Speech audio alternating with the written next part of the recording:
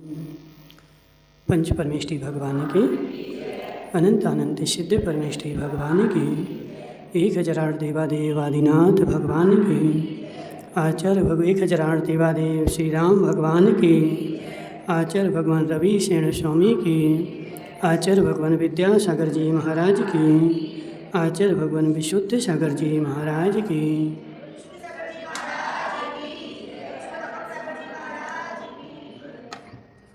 यहाँ पर पद्म पुराण अपना चल रहा है और जिसमें कल अपन देख रहे थे कि अंजना प्रतिशूर्य के यहाँ है और पवनंजय नगर नगर में भटक रहा है, गांव जंगल में भटक रहा है उसको ढूंढने के लिए। ठीक है, तो पवनंजय को ढूंढने के लिए उसके माता पिता और परिवार वाले जंगल में भटक रहे थे और वहाँ उसका मामा प्रतिशूर्य भी उसको ढूंढने के लिए भटक रहा था। ठीक है, तो ऐसे करते करते क्या हुआ तो देखते हैं, हाथी मिल गया था। ठीक है, और वह हाथी सोच रहा था कि ये सब पवनंजय को मारने के लिए आए हैं, इसलिए वह उनको सबको भगा रहा था। ठीक है, वह अपनी लीला से सूंड को घुमाता और अपने तीक्ष्ण दर्शन से विद्याधरों को भयभीत करता हुआ पवनंजय के चारों ओर मंडलाकार भ्रमण कर रहा था, चारों ओर घूम रहा था कि यहाँ कोई आ ही नहीं पाए। तदनंतर विद्याधर यत्नपूर्वक हंसनियों से उस हाथी को घेर कर तथा बस में कर उत्सुक होते हुए अपने स्थान पर उतरे। अब उन्होंने देखा कि अब इस हाथी को कैसे पकड़ा जाए, तो बहुत सारी हथनियाँ ला करके और उसको बस में कर लिया और बस में कर करके वो वहाँ चले गए। अथानंतर जिसका समस्त शरीर ढीला हो रहा था, चित्रलिखित के समान जिसका आकार था और जो मौन से बैठा था, ऐसे पवनंजय को विद्याधरों ने देखा। अब वहाँ गए तो वह तो थक गया था, हार गया था, इसलिए चित्रलिखित के समान बैठा था। जैसे पवनंजय नहीं हो, पवनंजय का चित्र बना दिया हो, ऐसे बैठा था और बैठा बैठा उदास हो गया था। और विद्याधरों ने उसको देखा, यद्यपि सब विद्याधरों ने उसका यथा योग उपचार किया, तो भी वह मुनि के समान चिंता में निमग्न बैठा रहा, किसी से कुछ नहीं कहा। सब लोगों ने उससे बात करने का प्रयास किया, लेकिन उसने किसी से बात नहीं करी, बैठा रहा उदास। माता पिता ने पुत्र को प्रीति से उसका मस्तिष्क सूंघा और बार बार आलिंगन किया। इस हर्ष से उसके नेत्र आंसुओं से आच्छादित हो गए। उन्होंने कहा कि हे बेटा, तुम माता पिता को छोड़कर ऐसी चेष्टा क्यों करते हो? तुम तो विनीत मनुष्यों में सबसे आगे थे। हे बेटे, तुम तो सबसे ज़्यादा विनयवान थे, तुम ऐसी चेष्टा क्यों कर रहे हो? और विनीत पुरुषों में अग्नि गिने जाते थे। तुम्हारा शरीर उत्कृष्ट शैया पर पड़ने के योग्य है, पर तुमने आज इसे भयंकर और निर्जन वन के बीच कोटर में क्यों डाल रखा है? वो कहाँ रह रहा था? कोटर में। कोटर जानते ना है? पेड़ जो होता ना, बड़े बड़े पेड़ होते हैं, तो पेड़ बीच से फट जाते हैं और उनके अंदर में गुफा टाइप की बन जाती है, उसको बोलते हैं कोटर। तो वो कहाँ रह रहा था? कोटर में रह रहा था। मैंने यह व्रत रखा है कि अंजना को पाए बिना, अब वो कह रहा है कि मैंने यह व्रत रखा है कि अंजना को पाए बिना मैं भोजन नहीं करूँगा और ना ही किसी से बोलूँगा। फिर इस समय वह व्रत कैसे तोड़ दूँ? अपने आप से बोल रहा है कि मैंने तो नियम ले लिया कि जब तक अंजना नहीं मिलेगी तब तक किसी से बोलूँगा नहीं, तो मैं अपना व्रत कैसे तोड़ दूँ? सत्य व्रत की रक्षा करता हुआ मैंने माता पिता को किस प्रकार संतुष्ट करूं, यह सोचता हुआ वह व्याकुल हुआ। सत्य व्रत की रक्षा भी करनी है और माता पिता को संतुष्ट भी करनी है, कैसे करूं? ऐसा सोच करके वह अंदर में क्या हो रहा है? आकुल व्याकुल हो रहा है। तदनंतर इसका मस्तक नीचे की ओर झुक रहा था और जो मौन से चुपचाप बैठा था, ऐसे पवनंजय को मरने के लिए कृत निश्चय जान विद्याधर शोक को प्राप्त हुए। उसका मस्तक नीचे झुक रहा था, सारे विद्याधर जान गए कि अब तो यह मरने के लिए उत्सुक हो गया है, अब इसको कोई बचा नहीं सकता है। जिनके हृदय अत्यंत दीन थे और जो श्वेत को धारण करने वाले हाथों से पवनंजय के शरीर का स्पर्श कर रहे थे, ऐसे सब विद्याधर उनके माता पिता के साथ विलाप करने लगे। अब क्या करें बता? रोने लगो। तो सब मिल करके जब उन्होंने से पवनंजय से बात करने की कोशिश करी, लेकिन पवनंजय किसी से नहीं बोला, तो सबके सब मिल करके क्या किया, रोने लगे।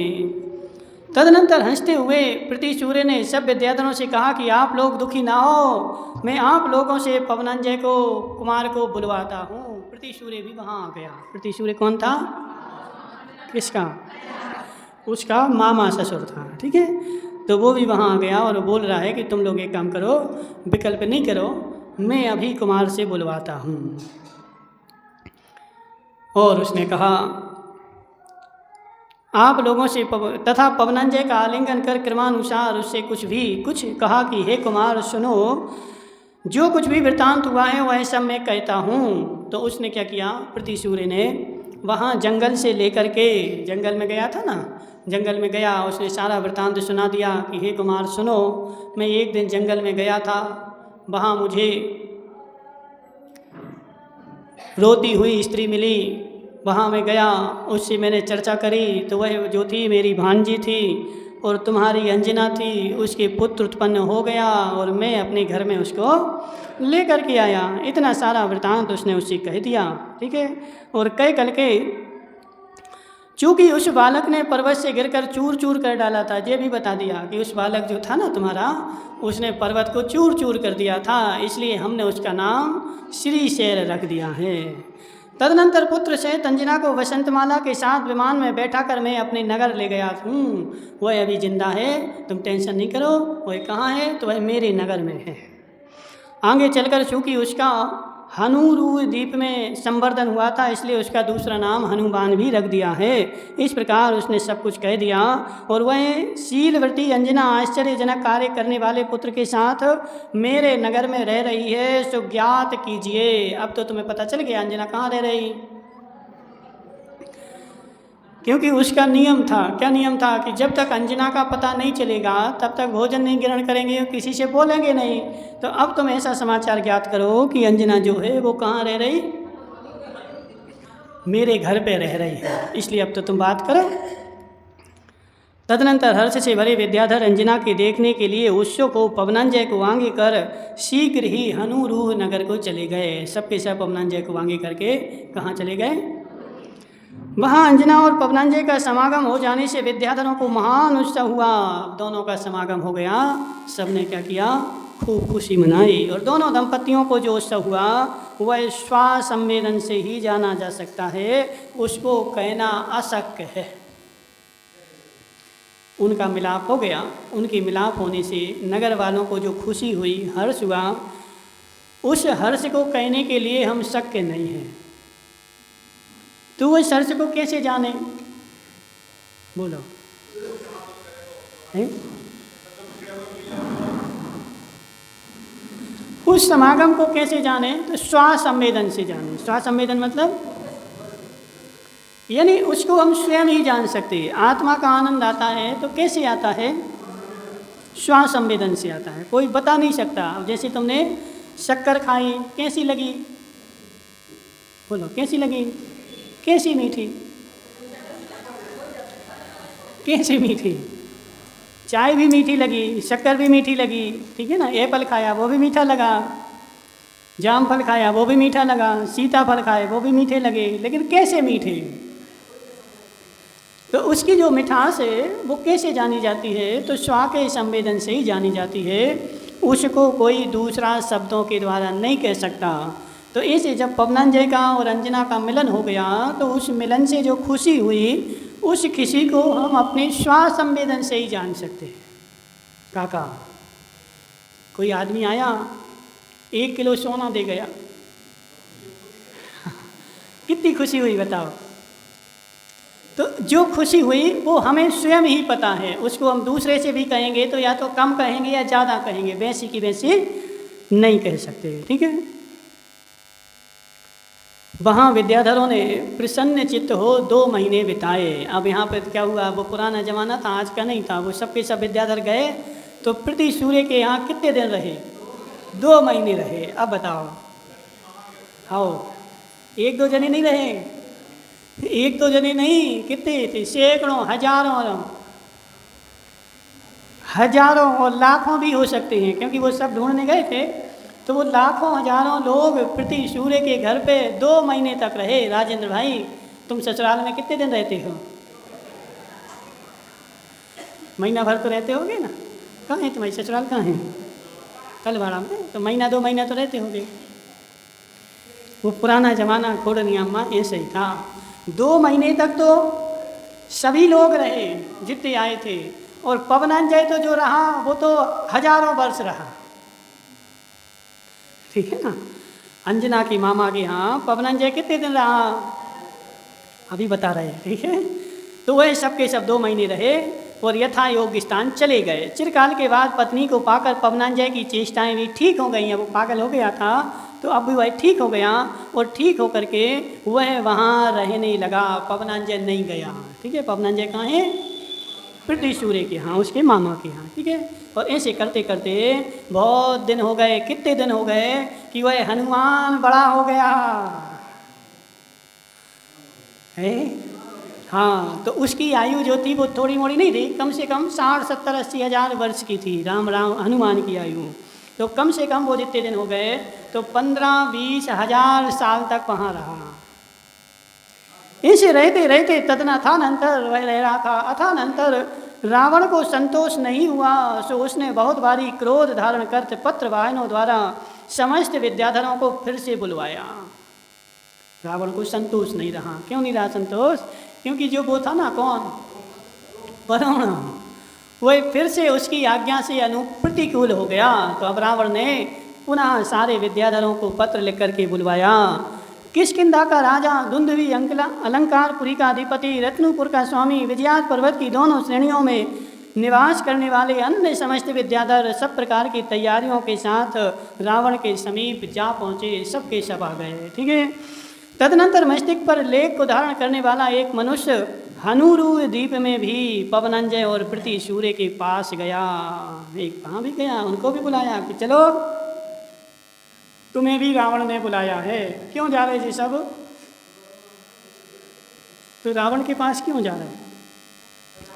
जी सब रावण के आज्ञाकारी राजा हैं, जी सब जो है उनके अंडर में है। जैसे कि माना तुम्हारा राजस्थान है, MP है, UP है, गुजरात है, तो ये सब किसके अंडर में है? तो नरेंद्र मोदी के अंडर में है।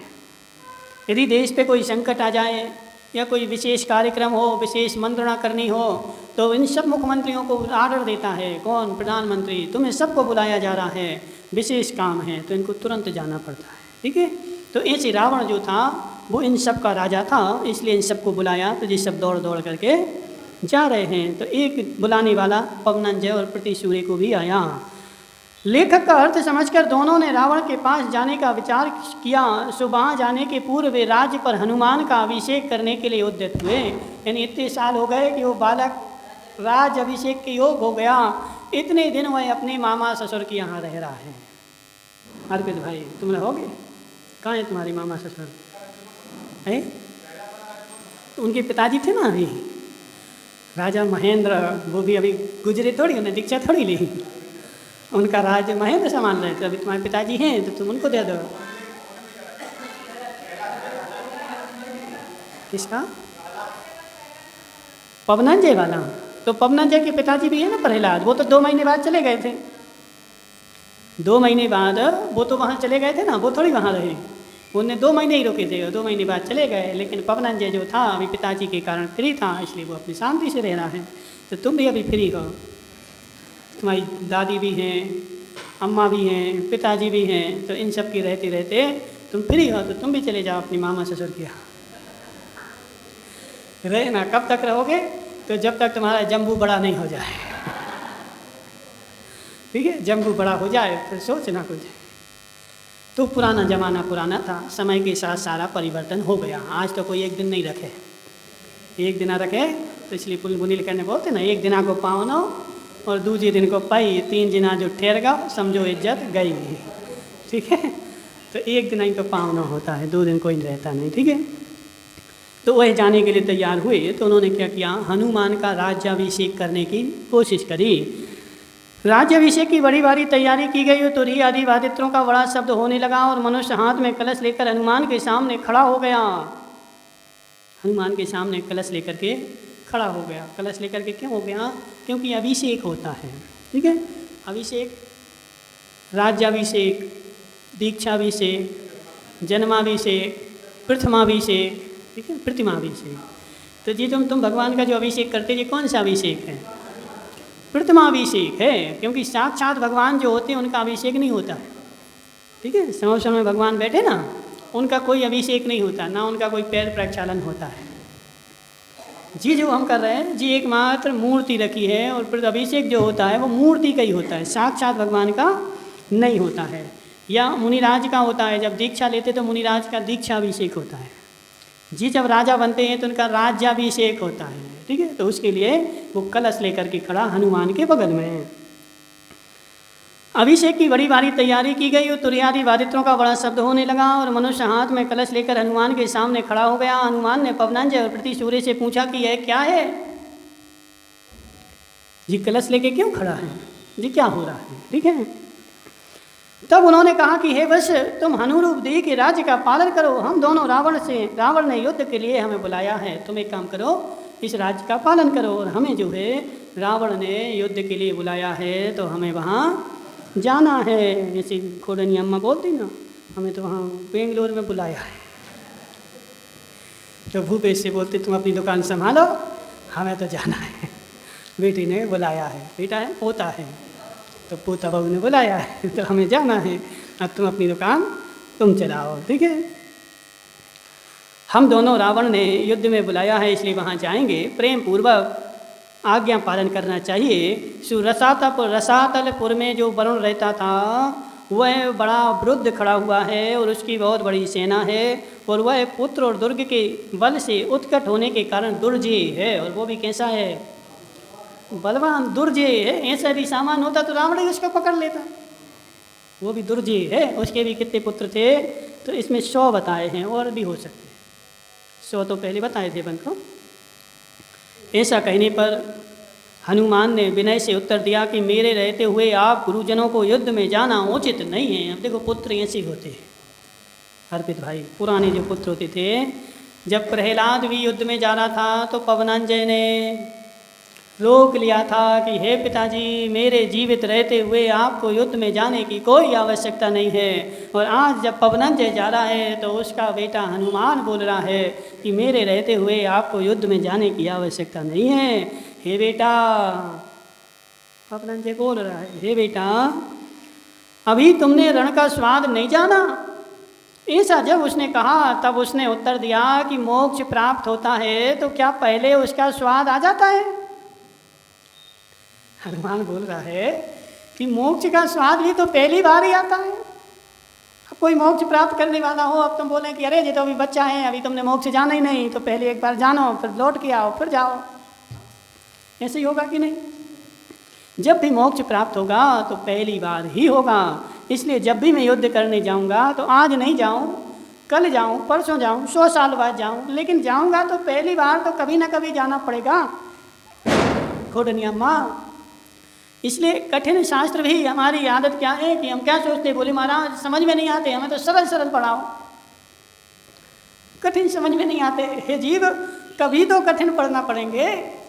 पहली बार शुरुआत तो एक बार करनी ही पड़ेगी। यदि नहीं करोगे तो बूढ़े होकर के मर जाओगे। लेकिन हे जीव, कभी भी तुझे समझ में आने वाले नहीं हैं, इसलिए शुरुआत तो करनी ही पड़ेगी। पहली बार में समझ में नहीं आएंगे। यदि ये युद्ध में नहीं जाए तो बूढ़ा हो जाए, अभी तुमने जाना ही नहीं तो बैठा लो घर पे, क्या करोगे बताओ? ठीक है ना। तो उसने सीधा सीधा उत्तर दे दिया कि पहली बार कभी तो जाना ही पड़ेगा। जब रोकने पर भी उसने रुकने का मन नहीं किया, तब उन दोनों ने उस युवा को जाने की स्वीकृति दे दी। अब जब नहीं मान रहे तो क्या करो, जाओ, चले जाओ। तदनंतर प्रातःकाल स्नान कर उसने अरहंत और सिद्ध भगवान को प्रयत्नपूर्वक प्रणाम किया। भोजन कर शरीर पर मंगल द्रव्य धारण किए और जो महातेज से सहित था तथा विधि विधान के जानने में निपुण था, ऐसा हनुमान माता पिता और माता पिता के मामा को प्रणाम कर, समस्त लोगों से संभाषण कर, सूर्य के समान चमकते हुए विमान पर बैठकर शस्त्रों से समूह से 10 दिशाओं को व्याप्त करता हुआ लंकापुरी की ओर प्रस्थान कर गया। और विमान में बैठकर त्रिकुटाचल के सम्मुख जाता हुआ हनुमान ऐसा सुशोभित हो रहा था जैसे मानो मेरू के सम्मुख जाता हुआ ईशान सुशोभित होता है। लंकापुरी के पास जाता हुआ हनुमान कैसा सुशोभित हो रहा था? जैसे मेरू के समीप जाता हुआ ईशान इंद्र सुशोभित होता है। भगवान का अभिषेक करने सौधर्म ईशान जाते हैं ना, तो उस समय सुशोभित होते हैं। ऐसे यहाँ पर भी वह सुशोभित हो रहा था। और उसने बीच बीच में बहुत सारे नाना द्वीपों को, तरंगों को, पर्वतों को, मगरमच्छों को, सबको देखा। और सबको देखते देखते वह आगे बढ़ गया। और अथानंतर जो प्रसन्न चित्त का धारक था, अत्यंत स्नेह भरी दृष्टि से बार बार उसी की ओर देख रहा था। ऐसा रावण हनुमान से बोला। वो जाकर के हनुमान के पास चला गया। अहो सज्जनोत्तम, पवन कुमार ने मेरे साथ खूब प्रेम बढ़ाया है। जो प्रसिद्ध गुणों के सागर स्वरूप इस पुत्र को मेरी सहायता के लिए भेजा है। पवन कुमार का मेरे साथ खूब प्रेम है, इसलिए तो इस होनहार बालक को भेज दिया। सत्य है कि नहीं? मतलब अपन लोग क्या करते हैं बताओ? महाराज आ गए तो घर में जितने डोकरा डोकरियाँ होंगी तो चले जाओ, महाराज आ गए। ऐसा ही है कि नहीं? जितने युवा होंगे वो बेचारे दुकान चलाएंगे, नोट कमाएंगे। और जितनी डोकरा डोकरियाँ होंगी तो वो क्या करेंगी? महाराज की प्रवचन सुनिया तुम चले जाओ। तो इसलिए रावण बोल रहा कि ऐसा नहीं, पवन कुमार पवनंजय को मेरे साथ मित्रता थी, इसलिए उसने युवा बेटे को भेजा है, डोकरा को नहीं भेजा। ठीक है ना? यदि मित्रता नहीं होती तो क्या करते बताओ? सत्य बताओ, क्या नाम तुम्हारा? अर्पित भाई, डोकरों को कहाँ भेजते अपन? कहाँ भेजते डोकरों? जहाँ प्रीति नहीं हो, जहाँ उत्साह नहीं हो, जहाँ उमंग नहीं हो। अब सत्य बताओ, यदि तुम्हें बांसवाड़ा में किसी से 1 करोड़ रुपया लेना है और उसका फ़ोन आ गया कि ले जाओ, तो अब तुम डोकरा से बोलोगे चले जाओ? तो उस दादी से बोलोगे, इसको काका की बहन से कि चली जाओ तुम ले आओ पैसा, भेजोगे? कौन किसको भेजोगे बताओ? अरे हम समझाएंगे 1 करोड़ रुपया लेने हैं। तो इसलिए जिस काम को हम महत्वपूर्ण समझते हैं, जिस काम को कीमती समझते हैं, उसको युवा उत्साह के साथ जाते हैं। और जिसको हम गया भीतर समझते हैं, फोकट का समझते हैं, उसमें क्या करते हैं? डोकरों को भेज देते कि चाहो डोकरा तुम चले जाओ। नहीं, ऐसा ही है। डोकरा चले जाएंगे, डोकरियाँ चली जाएंगे क्योंकि हमारी प्रीति नहीं है। तो रावण यहाँ पे बोल रहा है कि हे पवनांजय ने हमारे साथ प्रीति निभाई है, प्रेम निभाया है, इसलिए उसने डोकरों को नहीं भेजा। किसको भेजा? युवा को भेजा है, ऐसे दमदार बालक को भेजा है, यानी उसकी मेरे प्रति अच्छी प्रीति है। ठीक है? इस महाबलवान तेजोमंडल के धारक वीर को पाकर मुझ संसार में कोई भी कार्य कठिन नहीं रह जाता। ऐसे बलवान बालक को मैंने पा लिया है, तो अब वरुण क्या, संसार का कोई भी काम मेरे लिए कठिन नहीं है। जब रावण हनुमान के गुणों का वर्णन कर रहा था, तब वह लज्जित के समान नम्र शरीर का धारक हो गया था। सो ठीक ही है, क्योंकि महापुरुषों की यही वृत्ति होती है।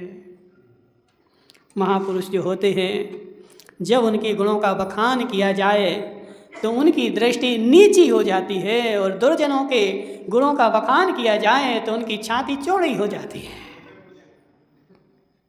समझ रहे? कई बार तो वो शर्ट के बटन टूट जाते हैं। क्यों टूट गए? छाती चौड़ी हो गई। जी देखो, तत्वार सूत्र में भी 7वें अध्याय में आएगा, नियम है, सिद्धांत है।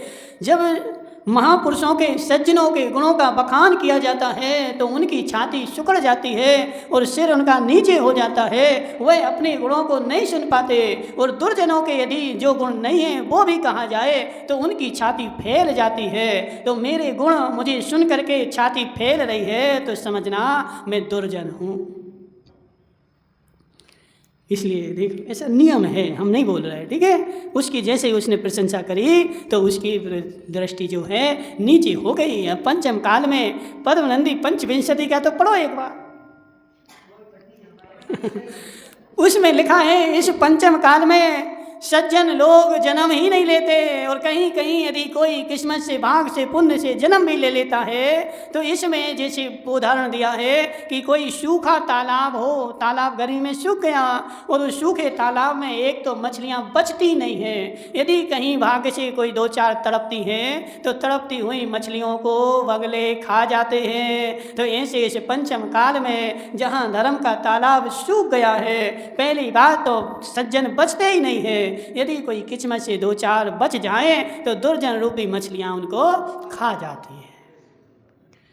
कहने का आशय क्या है, पंचम काल में सज्जन होते नहीं है बहुत, और हो भी जाए तो उनका जिंदा रह पाना, बच पाना महान कठिन है, क्योंकि यह काल ही खोटा है। तो ऐसे उसकी हनुमान के गुणों की प्रशंसा करी तो हनुमान के जो गुण हैं उसका जो सिर है वह लज्जा के कारण नीचे झुक गया।